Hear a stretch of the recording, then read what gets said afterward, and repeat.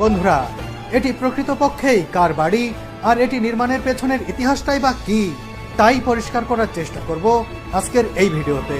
মদিনার পথে চলতে চলতে আমাদের Pakistani driver cum guide Shaukat ভাই বললেন, আমি তোমাদের আজ এমন একটি জায়গায় নিয়ে যাব যা দেখে তোমাদের আত্মা পরিতৃপ্ত হবে।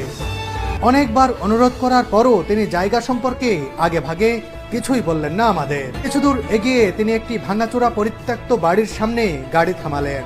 মসজিদে নববী থেকে 1.5 কিলোমিটার দূরের এই পুরনো বাড়িটির চারপাশ তার দিয়ে ঘেরা রয়েছে। শুধু তাই নয়, এর ভেতরে প্রবেশ করাও নিষেধ। अस्सलाम वालेकुम। শওকত ভাই, কি है? ये रसूल पाक की बेटी हज़रत फातिमा ज़हरा का घर है। इमाम हसन हुसैन की वालदा हज़रत अली की बीवी, वो इधर मुकीम थी। और जब रसूल पाक मिलने के लिए आते थे तो वो सामने मस्जिद है 2 मीनार वाली, उधर नमाज असर के अदा करते थे।